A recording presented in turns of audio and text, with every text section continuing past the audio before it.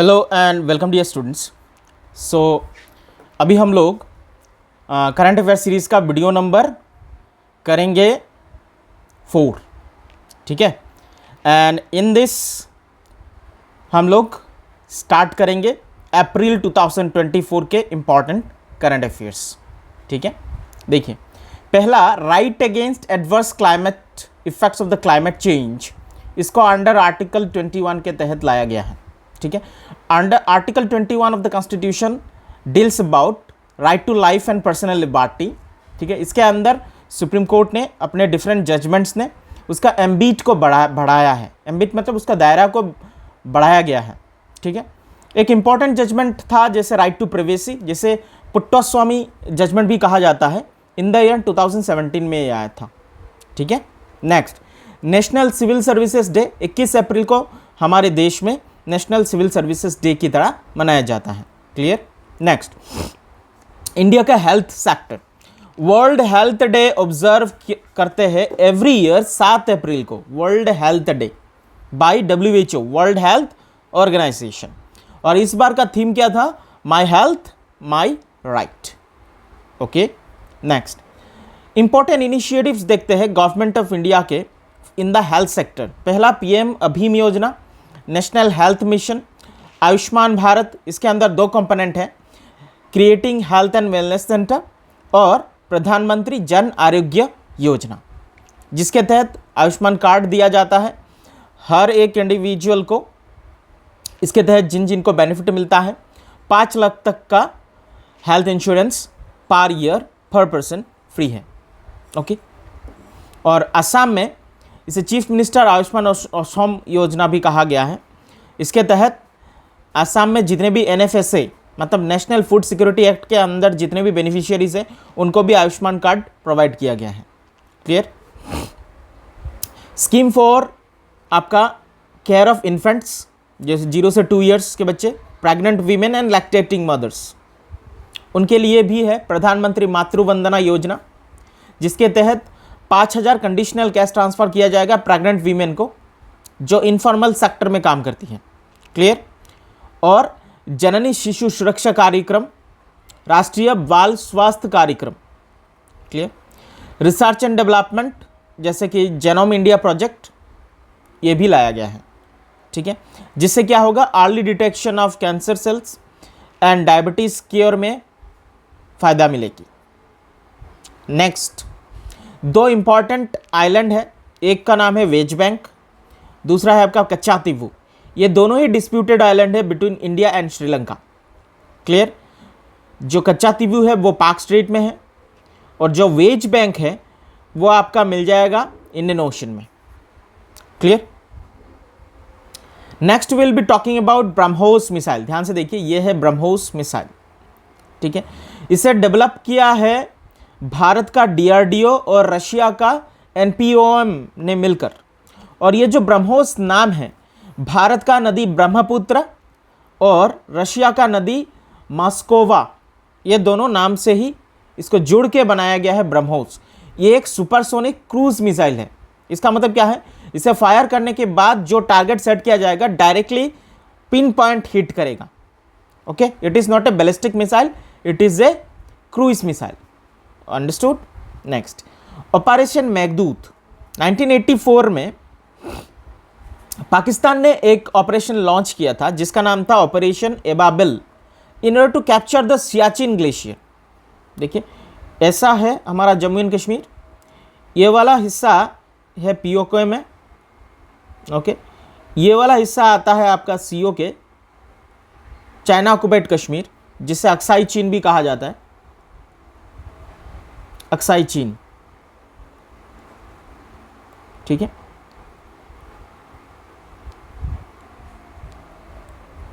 Aksai चीन, ये जो बीच वाला हिस्सा है, this is the highest battle ground, जिसे सियाचिन कहते हैं, ओके। तो सियाचिन में क्या हुआ कि चाहता था पाकिस्तान कि सियाचिन को कैप्चर कर ले, और सियाचिन को बचाने के लिए भारत ने 1984 में लॉन्च किया था ऑपरेशन मेघदूत, ठीक है, क्लियर। नगोर्नो काराबाख ये एक कन्फ्लिक्टिंग जोन है between two middle eastern countries, एक है अजरबैजान, दूसरा है आर्मेनिया। इन दोनों के बीच का कॉन्फ्लिक्टिंग रीजन है जो नगोर्नो काराबाख, जो एक्चुअली किसके अंडर में है, आर्मेनिया के अंडर में है, बट अजरबैजान उसे क्लेम करता है। क्लियर? अजरबैजान का कैपिटल है आपका बाकू और आर्मेनिया का कैपिटल है येरेवान। क्लियर? असम के 19 आइटम्स को जीआई टैग मिला है। क्या क्या कौन कौन सा आइटम को जीआई टैग मिला है, ध्यान से देखिए। असम जापी ये वाला, बिहू ढोल, सार्थेवारी मेटल क्राफ्ट, अशारी कांदी terracotta craft, Assam Pani Meteka craft, Assam Mising handloom products, ये चीज़ को मिला है। और 13 बोडो ट्रेडिशनल आइटम्स को भी मिला है, जैसे बोडो डोखना, उनका पहनने वाला जो चीज़ है, एरी सिल्क, जामगुरा, गामसा, केरादा पानी, टोरखा, गोंगर दुजिया, बोडो खम, बोडो सेरजा, बोडो सिफुंग, सिफुंग एक इंस्ट्रूमेंट है, बोडो खरदुई, बोडो गोगोना एंड बोडो जोता। क्लियर? इंपॉर्टेंट है, आपको कम से कम एक बार तो पढ़नी ही चाहिए। एमसीक्यू में अगर क्वेश्चन आता है विच of the following items from Assam got GI tag, आप जस्ट देख के पहचान जाओ, इतना तो आपको पढ़नी चाहिए। Clear? Next, reserve bank of India का 90 ईयर्स कंप्लीट हो चुका है। पहली बार 1935 में एस्टैब्लिश हुआ था and it was governed by the reserve bank of India act, it is actually 1934। इसने अपना ऑपरेशन 1935 से शुरू किया। पहले जो रिजर्व बैंक के गवर्नर थे उनका नाम था सर ऑसबोर्न स्मिथ। क्लियर है? पहले रिजर्व बैंक का सेंट्रल ऑफिस था कोलकाता, बाद में 1937 में वो मुंबई शिफ्ट कर गया। और CD Deshmukh reserve bank of India के पहले इंडियन गवर्नर थे और प्रेजेंट गवर्नर कौन है? शक्तिकांत दास। क्लियर? भारत में डिजिटल डिवाइड बहुत ज़्यादा बढ़ रहा है। डिजिटल डिवाइड इसका मतलब है लैकिंग डिजिटल लिटरेसी। बहुत ऐसे कम लोग हैं जिनको डिजिटल ज्ञान है। जितने यंग लड़के लड़कियां हैं उनको तो पता है, but those who are old age, you must be aware of the fact that old age people nowadays are facing very much difficulty, isn't it? They are facing difficulty in order to cope with the present internet situation. इसीलिए भारत सरकार ने digital divide को ख़त्म करने के लिए कुछ initiative लिया है। पहला है भारत नेट प्रोग्राम, जिसके तहत हर एक ग्राम पंचायत को ऑप्टिकल फाइबर नेटवर्क के द्वारा जोड़ा जाएगा। Clear? National digital literacy mission, जहाँ पर एडल्ट्स और लो टेक्निकल नॉलेज जिनका है उनको सिखाई जाएगी। पीएम डिजिटल साक्षरता अभियान 2007 में लॉन्च किया गया था। इसका एम है कि डिजिटल डिवाइड को एलिमिनेट करें 2022-23 के एंड में, बट ये टारगेट अभी तक पूरा नहीं हुआ। क्लियर? नेक्स्ट हम लोग पढ़ेंगे प्रत्यूष टेलीस्कोप। प्रत्यूष का मीनिंग आपको पूछ सकते हैं या एब्रीविएशन पूछ सकते हैं। प्रत्यूष जैसे proving reionization of the universe using signal from hydrogen. Okay, ये एक रेडियो टेलीस्कोप है जिससे हम मून का फार साइड को देख सकते हैं। ओके, जो आज से दिखाई नहीं देती। It is being built by Raman research institute और इसरो के कोलैबोरेशन से हुआ है। ये ऐसे ऐसे स्टार्स और गैलेक्सीज का सिग्नल्स डिटेक्ट कर लेगी जो at the time of universe जब क्रिएट हुआ था उस टाइम के कुछ सिग्नल्स डिटेक्ट कर सकती है।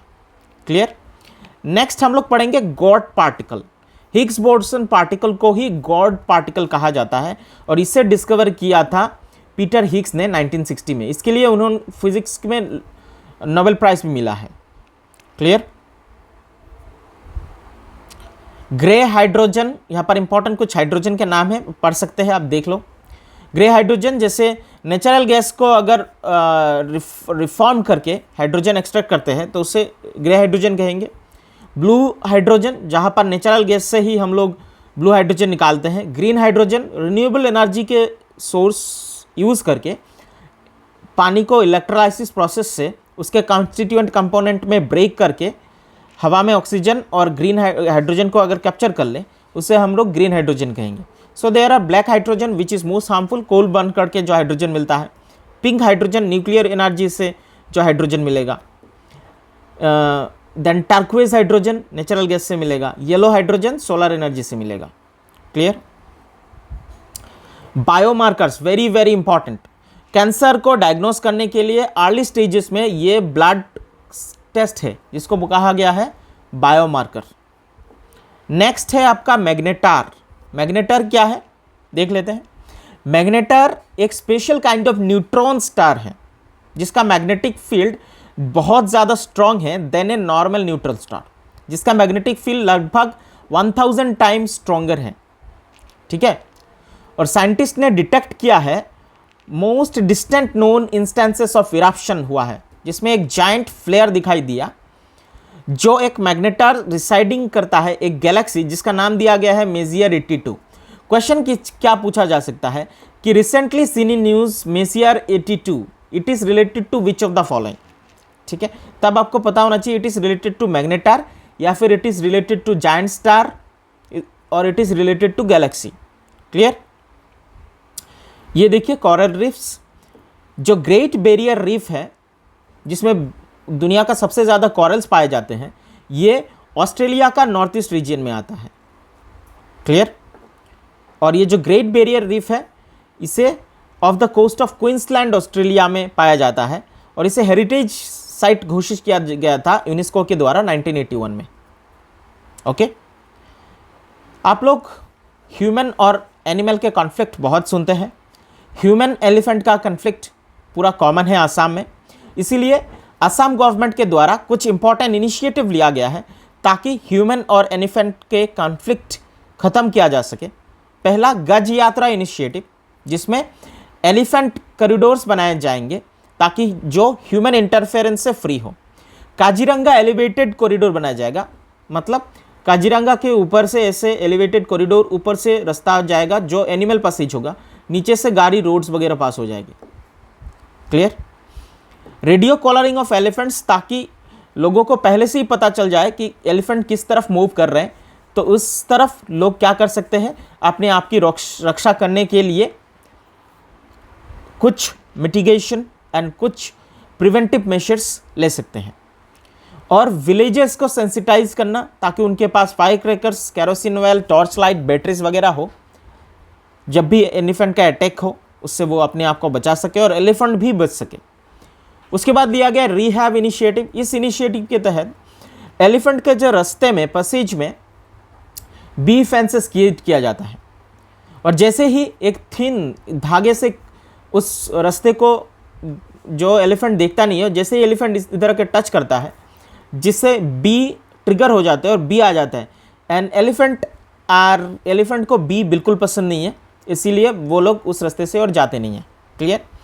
नेक्स्ट, रिसेंटली हमारे आसाम में एक एनजीओ है जिसका नाम है अरेनियक, उसके ही सहायता से और उसके ही इनिशिएटिव से एक नया ऐप भी लॉन्च किया गया है in to reduce the conflict between human and animal, जिसका नाम है हाथी ऐप।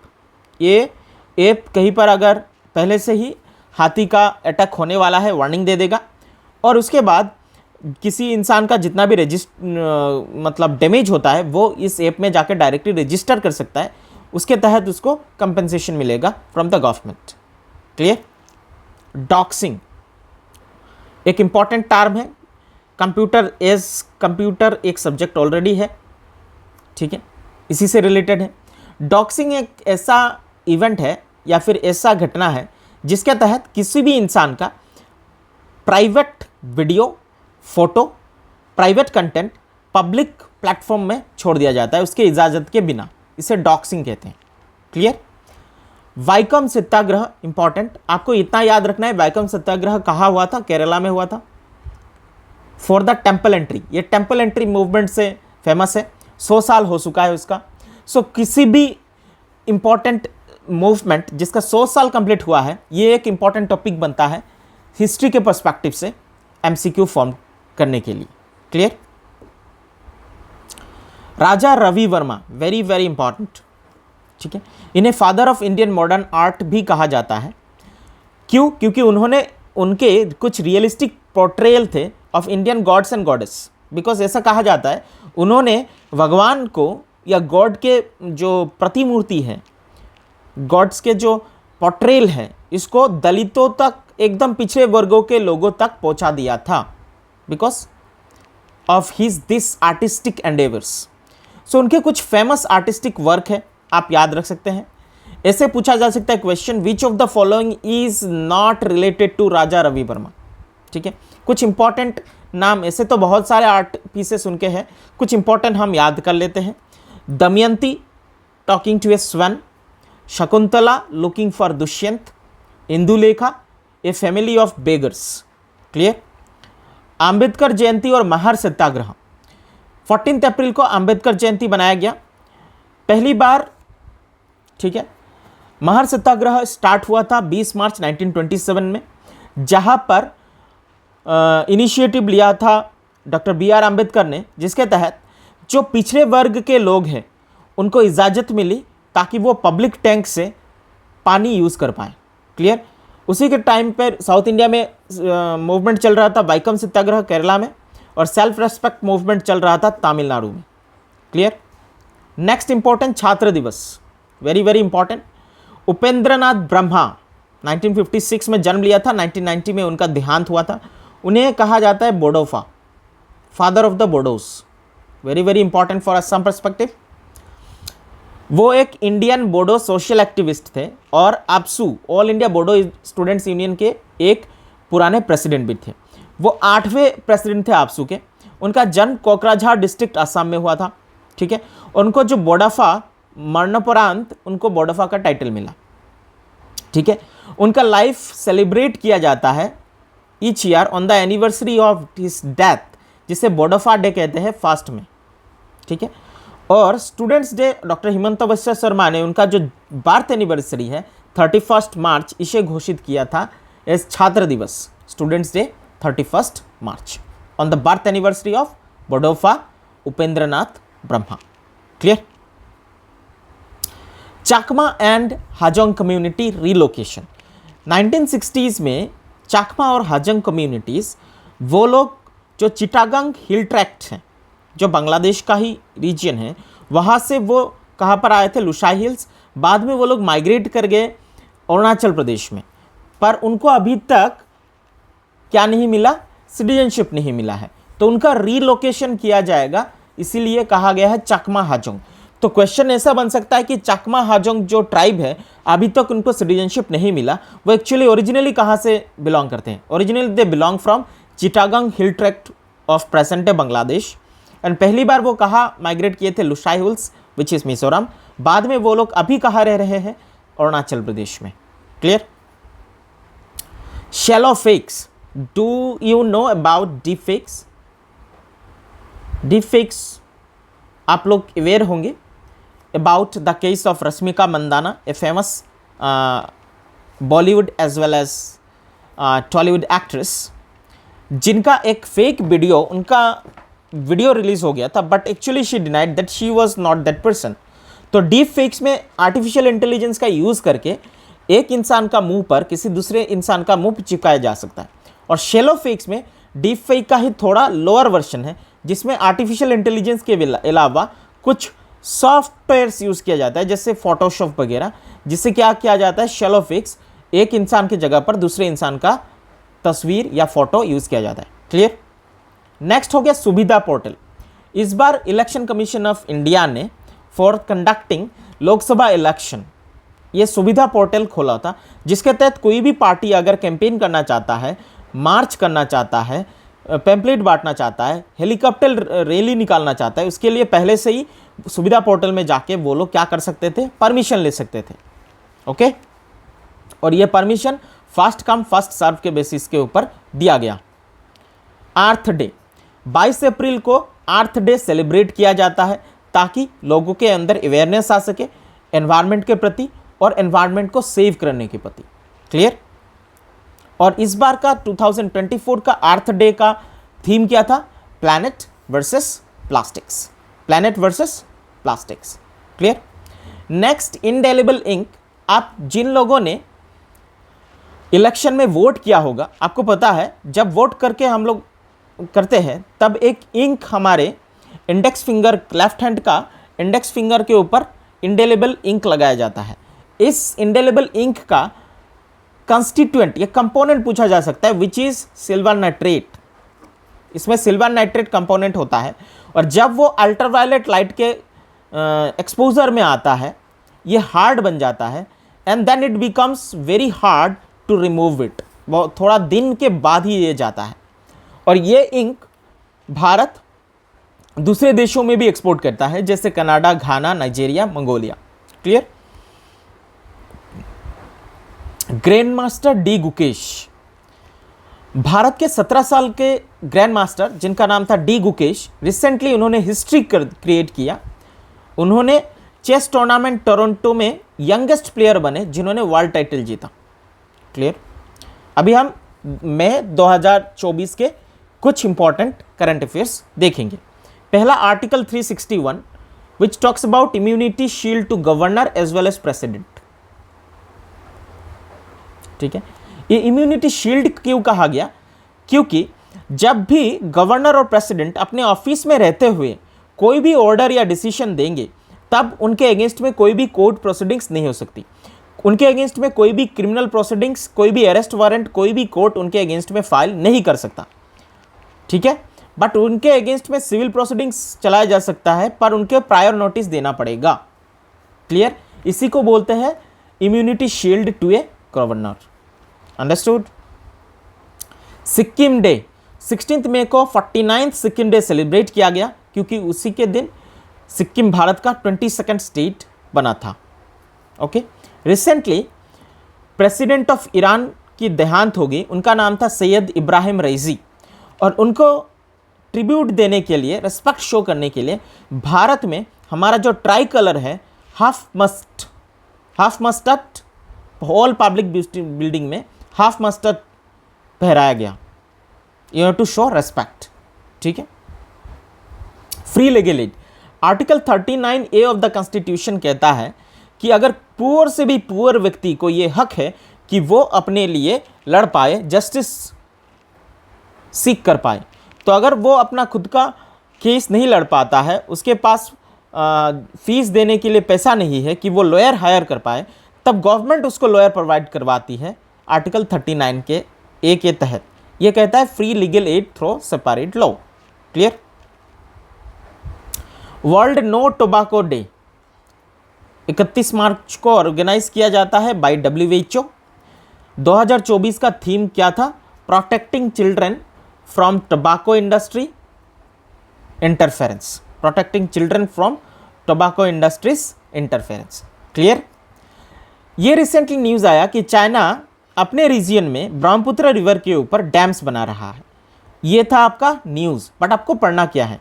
आपको पूरा ब्रह्मपुत्र रिवर पढ़ना है। ध्यान से देखिए, this is the flow of river Brahmaputra, very very important. Brahmaputra Tibetan region के चेमायांगदुंग ग्लेशियर से ओरिजिनेट होता है, फिर वो टिबेट में बहता है, जहां पर उसका नाम होता है यारलांग संगपो। क्लियर। जैसे ही ब्रह्मपुत्र अरुणाचल प्रदेश में एंटर करता है, तब उसका नाम हो जाता है, याद रखना, सियांग या फिर दिहांग। हो गया। Then it enters into Assam, जहां पर उसका नाम होता है ब्रह्मपुत्र। फिर वो बांग्लादेश में जाता है, जैसे ही बांग्लादेश में जाता है उसका नाम हो जाता है Jamuna. But when it meet with Ganga, तब उसका नाम होता है पद्मा। बाद में राइट हैंड साइड से और एक नदी आके जमुना में मिलती है, पद्मा में मिलती है, नॉट जमुना नहीं, पद्मा में मिलती है, जो जिसका नाम होता है सुरमा। ठीक है। और तब ब्रह्मपुत्र का ही नाम हो जाता है अल्टीमेटली मेघना, और बाद में जाके बे ऑफ बंगाल में डिस्चार्ज करता है। क्लियर। डिफरेंट नाम्स याद रखिए। तिब्बत में यारलांग सकमो, अरुणाचल में सिहांग या डिहांग, असम में ब्रह्मपुत्र, बांग्लादेश में 3 नाम है। एंटर करते ही जमुना, गंगा के साथ मिलने के बाद पद्मा, और सुरमा के साथ मिलने के बाद मेघना। क्लियर। अभी ध्यान से आप देख सकते हो, जैसे ही अरुणाचल में एंटर किया, इसका नाम हो गया सियांग या डिहांग। ओके। तभी उसके साथ राइट हैंड साइड में 2 ट्रिब्यूटरी आके जुड़ती है, एक का नाम है डिबांग, दूसरा का नाम है लोहित। लोहित के ऊपर हमारे भारत का सबसे लंबा ब्रिज है, जिसे ढोला सोदिया ब्रिज भी कहते हैं या फिर भूपेन हजारिका ब्रिज भी कहते हैं, which is 9.8 kilometre, Bhupen Hazarika bridge. Clear. फिर वो धीरे धीरे आगे बढ़ता है। राइट हैंड साइड वाला ट्रिब्यूटरीज पे है, देखते हैं, जिसे अगर हम ऊपर वाला नॉर्थ बैंक, नीचे वाला साउथ बैंक बोलेंगे, तो साउथ बैंक ट्रिब्यूटरीज में क्या क्या आ गया? दिबांग, लोहित, बुरेडिहिंग, धौनसिरी, कौपिली। क्लियर। और नॉर्थ बैंक ट्रिब्यूटरीज में Subansiri, Kameng, Manas, Sankosh, Raidak, Jaldhaka, Teesta. Okay, very very important question बनेगा। नेक्स्ट, एक इंपॉर्टेंट प्लेस है जिसको लेकर क्वेश्चन बन सकता है कि where is the Golan height located. Golan Heights कहाँ पर है? देखिए, गोलान हाइट्स है तो सीरिया में, which is middle eastern countries. कौन सा कंट्री है? मिडिल ईस्टर्न, एशिया में का है, एशिया, कॉन्टिनेंट ऑफ एशिया में ही आता है। क्लियर। बट ये कंट्रोल में है इजराइल के, इजराइल के कंट्रोल में है, बट टेरिटोरी है सीरिया का। क्लियर। नेक्स्ट, एक इंपॉर्टेंट रीजन है म्यांमार का जिसको बोलते हैं रखाइन प्रोविंस। वहीं से जो बंगाली मुस्लिम्स हैं,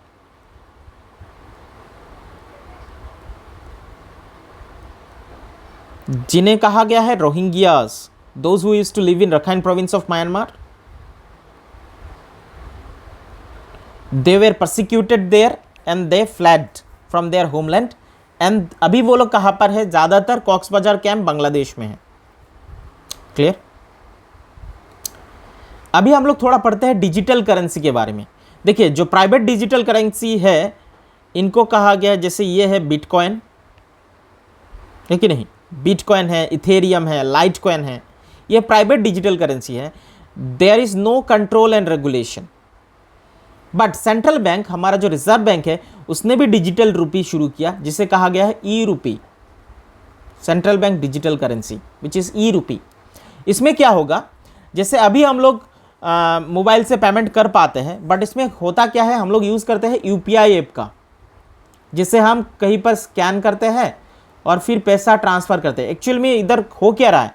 बैंक से, हमारे बैंक से किसी जो इंसान का स्कैनर है उसके बैंक में पैसा ट्रांसफ़र हो रहा है। क्लियर। और ई रूपी में क्या होगा कि आपके मोबाइल में ही एक वॉलेट होगा, ठीक है, जहां पर जो रूपी होगा उसके फोटोज़ होंगे, जैसे 10 रुपये का फ़ोटो, 20 रुपये, 50 रुपये, 100 रुपये, 500 रुपये, इन सब का फ़ोटोज़ होगा। और आपको जब पेमेंट करनी होगी तो आप मैसेज के थ्रू या वाईफाई के थ्रू, ब्लूटूथ के थ्रू एक मोबाइल से दूसरे मोबाइल में जैसे 10 रुपये भेज दिया, फिजिकल ट्रांसफ़र नहीं हुआ बट डिजिटल ट्रांसफ़र हो गया। इसमें इंटरनेट की ज़रूरत नहीं पड़ेगी। Clear. Travel and tourism development index, ये रिलीज़ करता है आपका वर्ल्ड इकोनॉमिक फोरम। भारत का रैंक है 39, 2021 में रैंकिंग था 54th। ओके।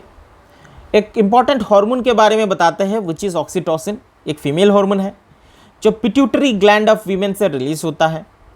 ये hypothalamus section of the brain में प्रेजेंट है। ठीक है।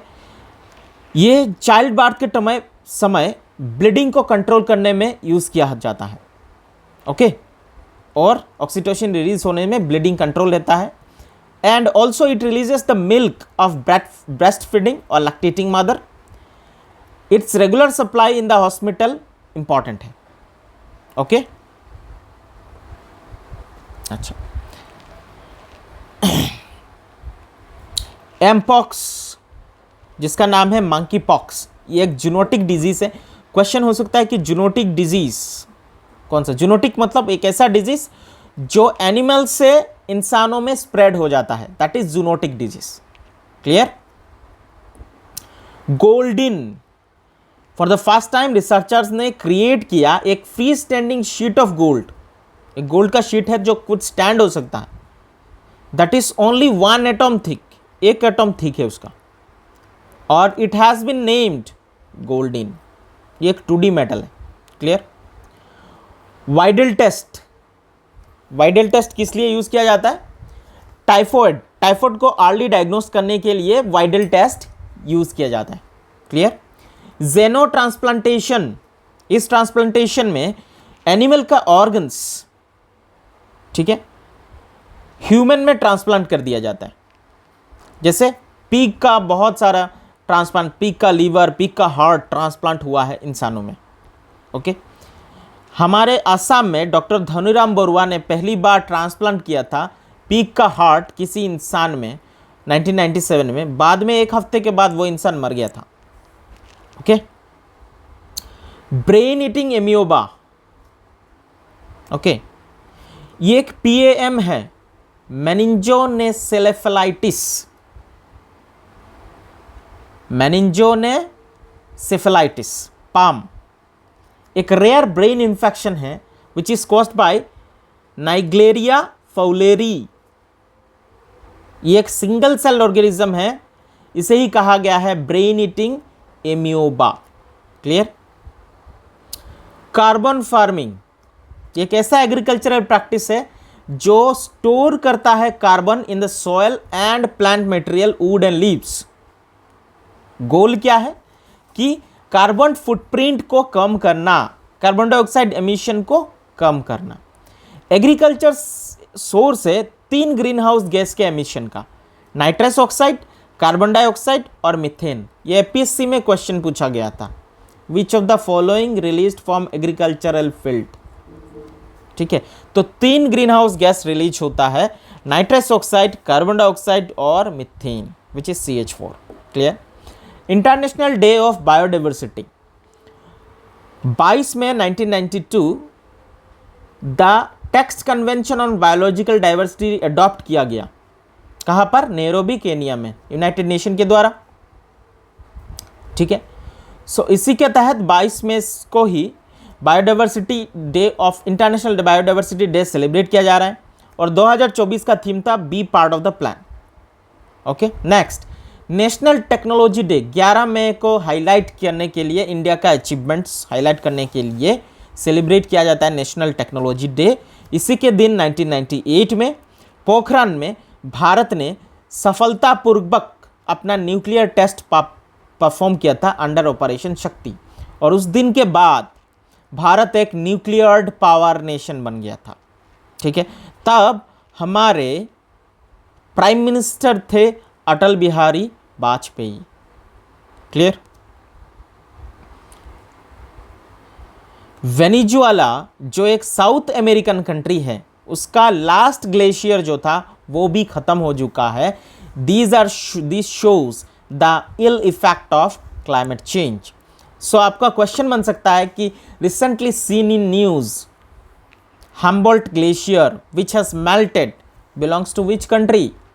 Venezuela. It is South American country. Clear? वो तेल के लिए भी बहुत फेमस है। ऑपरेशन ब्लू स्टार 1984 में इंदिरा गांधी गवर्नमेंट ने चालू किया था in order to catch Bhindranwale, जो प्रो लीडर था खालिस्तानी मूवमेंट का, जिसके तहत गोल्डन टेम्पल में भी गोलियां चली। उसके बाद इंदिरा गांधी का नाम बहुत ख़राब हो गया और उनके जो 2 गार्ड्स थे उन्होंने उनको गोली मार के हत्या कर दिया था। तो आपको याद रखना है, operation blue star is related to golden temple, Harmandir Sahib of Amritsar, related to Bhindranwale the pro Khalistani leader. Clear? Next 28 मई को मेंस्ट्रुअल हाइजीन डे सेलिब्रेट किया गया। ओके, डिफॉरेस्टेशन वॉच पोर्टल, ये ग्लोबल फॉरेस्ट वॉच एक इंटरनेशनल डेटा एनालिस्ट फोरम है, जिसके तहत India ने 2.33 million hectares of tree cover loss किया है 2000 से। असम में सबसे ज़्यादा ट्री कवर लॉस है, 3,24,000 हेक्टर। ठीक है, इसी के तहत इस फॉरेस्ट लॉस को कम करने के लिए डिफॉरेस्टेशन वॉच पोर्टल बनाया गया under the supervision of chief minister Himanta Biswa Sharma. Assam में वल्चर्स की डेथ बहुत हो रही है, death of vultures. Clear, death of vultures बहुत हो रही है। मेन कारण क्या है, देखिए वल्चर्स क्या खाते हैं, डेड एंड डिकेइंग, जो एनिमल मर जाता है उसका जो कैराकस होता है वही खाता है। एनिमल का जो पेन होता है तब एक दवाई एनिमल को दिया जाता है जिसका नाम है डाइक्लोफ्रेनिक, ठीक है।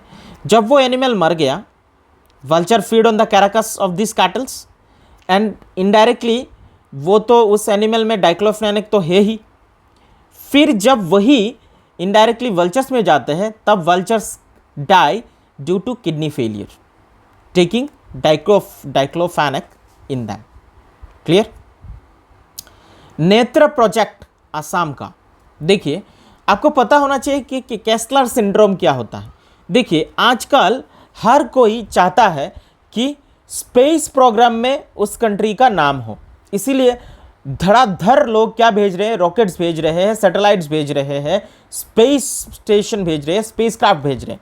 तो जो भी स्पेस में जा रहा है वो तो वापस घूम के नहीं आ रहा है। जितना दिन तक उसने फंक्शन किया तब तो किया, और जब उसने फंक्शन बंद कर दिया it convert itself into A space debris. उसी को कहा गया है केस्लर सिंड्रोम। ये देखिए लोगों ने स्पेस को भी नहीं छोड़ा, स्पेस में भी पूरी तरीके से कंजस्टेड हो गया है। हर किसी कंट्री का एक सैटेलाइट है, हर किसी कंट्री का सैटेलाइट है, इतना सारा सैटेलाइट हो चुका है कि it converts itself into A space debris. तो ये जो नेत्रा इनिशिएटिव है ये इसरो का एक ऐसा इनिशिएटिव है जिसके तहत जो भी हमारे सैटेलाइट स्पेस में है उनको अर्ली वार्निंग्स मिल जाएगा कि अगर कोई भी डेब्रिस उसको हिट कर रहा है वाला हो तो, ताकि वो अपने आप को बचा सके। क्लियर। 21 मई को इंटरनेशनल टी डे सेलिब्रेट किया जाता है। क्या सेलिब्रेट किया जाता है? International T day. Gorukhuti project 2001 में जो दोरंग डिस्ट्रिक्ट के सिपाझार तहसील है उसमें लोगों ने इलीगली ऑक्युपाई कर लिया था, बाद में लोकल एडमिनिस्ट्रेशन में जगह को खाली कराया। उसके अंडर 9.6 करोड़ का एग्रीकल्चरल प्रोजेक्ट आ रहा है जिसके तहत एफोरेस्टेशन प्रमोट होगी, एग्रीकल्चरल एक्टिविटीज़ प्रमोट होगी और यूथ को, इंडिजिनियस यूथ को इनकम जनरेट होगा। Shiksha Setu app, already you know those who are teachers, isn't it? So Shiksha Setu app क्या है? ये एक ऐसा ऐप है जो असम के हर एक स्कूल का attendance, number of children in the school, number of children attendant, teachers in the school, teachers profile, सब कुछ मॉनिटर करता है। Clear. Pobitora wildlife century, ये कहां पर है? मोरीगांव डिस्ट्रिक्ट, जो वर्ल्ड का highest density of one horn rhino Pobitora में है। यहां पर एक इंपॉर्टेंट वेटलैंड है, ये क्वेश्चन हो सकता है कि तामुलीडुबा वेटलैंड कहां पर है? ठीक है, असम ज्योग्राफी में क्वेश्चन बन सकता है। कहां पर है? It is in the Pobitora wildlife sanctuary, Morigaon district of Assam. Clear.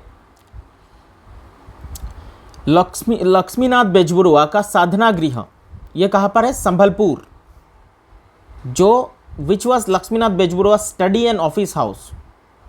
Okay, ये महानदी रिवर के किनारे ओडिशा में लोकेटेड है। Okay, and this house has been declared as a heritage structure by INTACH. तो थोड़ा लक्ष्मीनाथ बेजबरुआ के बारे में पढ़ लेते थे। वो एक नॉवेलिस्ट है, राइटर है, असमीज पोएट है, एक लॉरेट है, जिनका जन्म 14 अक्टूबर 1964 नौगांव डिस्ट्रिक्ट में हुआ था। रेगुलरली वो फेमस थे उनके ह्यूमरस कॉलम के लिए। उनको जो है जुनाकी में लिखते थे एक कॉलम जिनका इसका नाम था कृपाबर बरुआ काकोटर टोपोला, जुनाकी मैगजीन में वो लिखते थे। क्लियर। ही डाइड ऑन 26 मार्च 1938।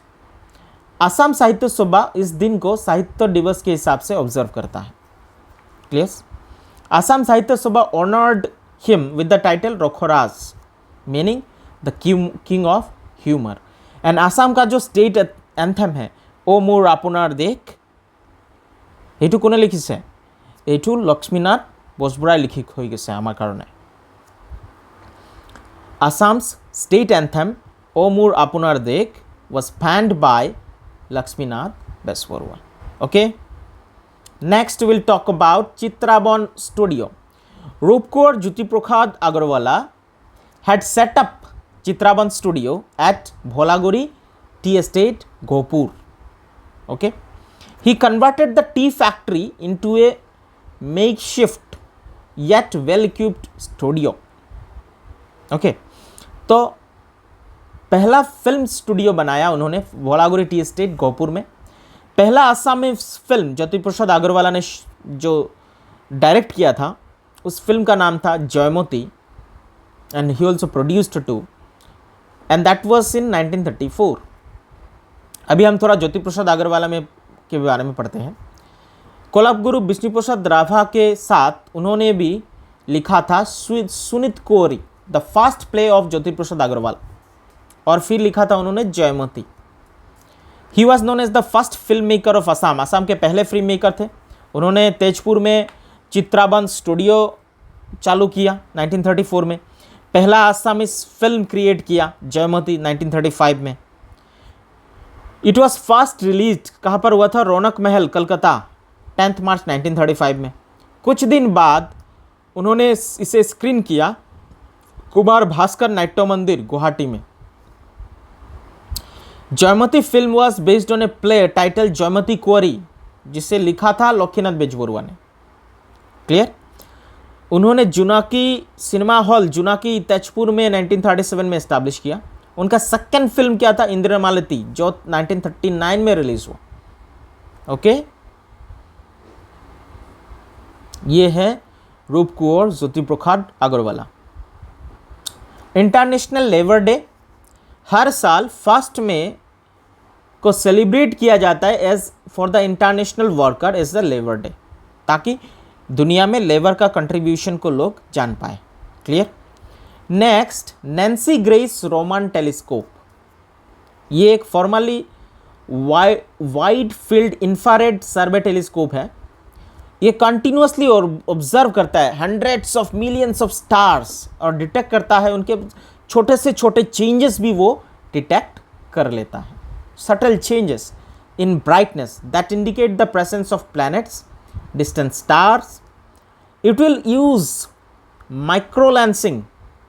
ठीक है, आपको याद रखनी है कि नैन्सी ग्रेस रोमन टेलीस्कोप क्या काम के लिए?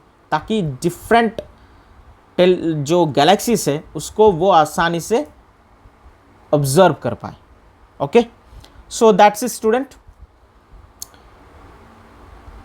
इस वीडियो के लिए इतना ही। अगर मेरा कंटेंट आपको पसंद आ रहा है, काइंडली कमेंट करना, और जिन जिन बच्चों को ज़रूरत है उनके पास भेज देना। So do share and comment. Clear? Okay, good bye.